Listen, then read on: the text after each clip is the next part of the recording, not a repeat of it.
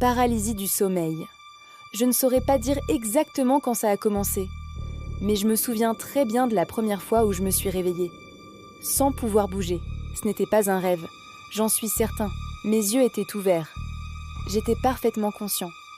Je pouvais voir ma chambre, les ombres familières sur le mur, la lumière du réverbère qui filtrait à travers le rideau. Mais mon corps, lui, était comme désactivé. Pas engourdi, pas douloureux, juste absent. J'essayais de remuer un bras, un doigt, n'importe quoi. Mais plus j'insistais, plus j'avais l'impression que la paralysie s'enfonçait profondément en moi, comme si chaque effort ne faisait que renforcer l'immobilité.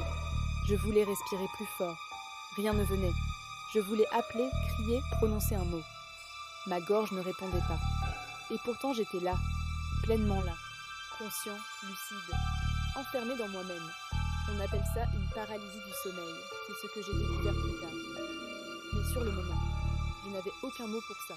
Je me suis dit que c'était un incident isolé, que ça ne reviendrait pas, mais ça a recommencé. Quelques jours plus tard, puis une autre fois, puis encore. Et à chaque nouvel épisode, la sensation durait un peu plus longtemps, comme si mon corps apprenait à rester bloqué. Ou pire, comme si quelque chose d'autre voulait m'y maintenir. Je reconnaissais toujours la pièce, rien n'avait changé. Le meuble dans l'angle, le léger cliquetis du radiateur, le halo pâle de la lampe de chevet. Mais c'était comme si tout avait perdu un peu de sa réalité. Comme si je regardais un décor depuis l'extérieur. Et puis, un soir, c'est arrivé. Je dormais sur le flanc droit quand je me suis réveillée au milieu de la nuit, incapable de bouger. Je ne sais pas pourquoi, mais au milieu de l'immobilité, j'ai eu cette sensation. Je n'étais pas seule. C'est difficile à expliquer, mais j'en étais quasiment certain. Mais cette certitude s'est imposée à moi comme une pensée évidente. Il y avait quelqu'un d'autre dans la pièce, dans mon dos quelque part, hors de mon champ de vision. Et je sentais qu'il attendait. J'ai eu l'impression de revenir en enfance, quand je me cachais sous la couette car j'étais persuadée qu'un monstre était sous mon lit. Sauf qu'à l'instant T, j'avais 32 ans et j'étais surtout incapable de bouger. Ça m'a paru une éternité, je n'ai rien entendu, rien vu. La fois suivante, je me suis réveillée sur le dos. C'est rare, je ne dors presque jamais comme ça. Et je ne me souviens pas m'être couchée dans cette position non plus. La paralysie était plus forte, plus complète. Je ne sentais même plus mes mains. C'était comme si mon propre corps ne m'appartenait plus. Comme si j'avais été coulée dans du béton tiède. Mon souffle était court, irrégulier, pas bloqué, mais comme si l'air ne descendait jamais tout à fait. Je pouvais encore bouger les yeux, c'est tout. Alors j'ai balayé la pièce, lentement. Et cette fois je l'ai vue pour de bon. À côté de la fenêtre, je ne suis pas du genre à me laisser emporter.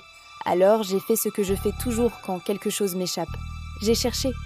J'ai passé une bonne partie de la journée suivante à lire. Des articles médicaux, des forums, des témoignages, et un terme revenait en boucle. Hallucination d'un cube. Le phénomène était connu.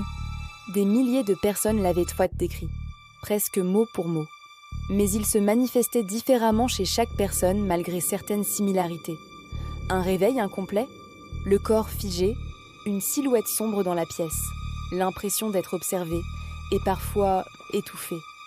Certains voyaient des démons accroupis sur leur torse, d'autres, des ombres sans visage dans l'encadrement de la porte. Tous avaient cette sensation d'être envahis, sans pouvoir se défendre. Je ne sais pas combien de temps je suis restée comme ça. Peut-être une minute, peut-être beaucoup plus. Le temps devient flou quand on ne peut pas réagir. Je me souviens avoir tenté de détourner les yeux, en vain. Je n'étais plus qu'un regard prisonnier et lui était là, à la limite de ma vision. Et puis, il a bougé, pas brusquement, pas comme un animal ou une ombre qui disparaît. Il a avancé, un petit pas, sauf que je suis certain d'avoir entendu le craquement du parquet sous ses pas. Ça ne pouvait pas venir de ma tête, c'était trop réel. Et en s'approchant, il a tendu les bras devant lui. Il s'est arrêté juste au bord du lit, ses bras toujours tendus, ses mains à hauteur de mon visage. Je ne pouvais pas les voir, mais je sentais leur présence, une chaleur paradoxale, ou peut-être un froid trop proche du corps. Un vide qui épousait ma peau, et puis j'ai senti le contact. Ce n'était pas une caresse, pas une agression non plus. C'était une pression lente. J'ai fait des tas de recherches sur Internet, mais je n'ai jamais rien vu de tel.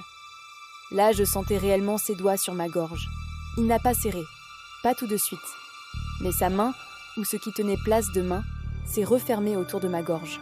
J'aurais voulu hurler ou simplement faire un geste. Mais il n'y avait rien, juste mes yeux, fixes, et ce poids qui augmentait progressivement. Il serrait de plus en plus fort et je ne pouvais rien faire. Je n'arrivais presque plus à respirer. Je ne sais pas si j'ai perdu connaissance, mais tout s'est obscurci, un peu comme quand on ferme les yeux très fort et que la lumière se comprime derrière les paupières. Sauf que là, je ne les avais jamais fermées. Du moins, je ne crois pas. Je me suis réveillée au petit matin, allongée, raide, le cœur encore lourd. La chambre n'avait pas changé, tout semblait normal, sauf moi. Je suis restée allongée longtemps à fixer le plafond, et je me souviens avoir eu cette pensée étrange. Je ne savais plus quel jour on était. Quand j'ai enfin eu le courage de me lever, j'ai été jusque dans la salle de bain. Et dans le miroir, j'ai vu que ma gorge était d'un rouge vif. Est-ce que ça voulait dire que je n'ai pas rêvé ? Mais j'ai compris que quelque chose n'allait pas, parce que d'habitude, quand j'arrive à me calmer, tout s'arrête. C'est le seul moyen de sortir de cette foutue paralysie. Je me suis alors concentrée sur mon souffle. C'est là que je l'ai entendu. Il était revenu. Ça y est, cette fois, tout était perdu. J'allais mourir. Je crois que j'aurais préféré mourir. J'ai senti le matelas s'affaisser sous son poids. Ça n'avait rien d'une hallucination. C'était là. Je ne pouvais toujours pas bouger. Mais cette fois, c'était pire que de la paralysie. C'était de la vulnérabilité. Totale. Le silence. Pendant quelques secondes, plus rien. Juste ma respiration saccadée et cette douleur sourde dans la poitrine. Et là, je l'ai senti, son souffle. Juste derrière moi, une chaleur moite, inhumaine, contre ma nuque. Puis quelque chose a effleuré mes cheveux, lentement. Comme une main hésitante. Une larme a coulé contre ma joue. J'aurais voulu en finir, mais même ça, c'était impossible. Je sentais le matelas s'enfoncer légèrement plus derrière moi. Une pression infime, mais suffisante pour me faire perdre pied. Il était là, allongé contre moi. Il a à nouveau serré ce qui semblait être des énormes mains gelées sur ma nuque. Il serrait encore et encore. Je me suis sentie partir. Alors je me suis fait à cette idée. Je l'ai accepté, et seulement là, alors même que je sentais ses mains froides contre ma nuque. Je me suis calmée, et son étreinte s'est retirée net. Puis mes yeux se sont fermés. Pas pour fuir, pas pour disparaître, juste pour accepter. Et dans l'obscurité de mes paupières, le souvenir est revenu, entier, sans violence. La lumière blanche, le froid du métal sous mon dos, les voix paniquées, un rythme lointain, et ce bip régulier, discret, presque apaisant. Et puis plus rien, plus de lit, plus de chambre, plus de silhouette, juste un vide calme, comme un espace sans contour, et j'ai compris. Je crois que ça a commencé ce soir-là, je ne sais plus quand, mais je sais comment. Et maintenant, je suis en paix.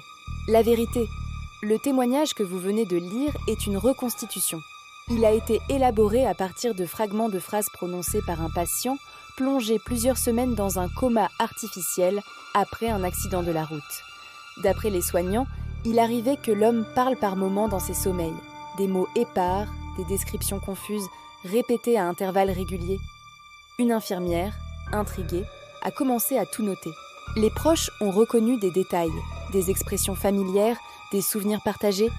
L'homme évoquait même des souvenirs de sa chambre avec une précision troublante, des choses qu'il n'aurait pas pu inventer dans un état de confusion. Ce qui a le plus surpris l'équipe médicale, c'est qu'il parlait régulièrement de paralysie du sommeil, alors qu'aucun épisode de ce type n'avait été signalé dans son passé médical.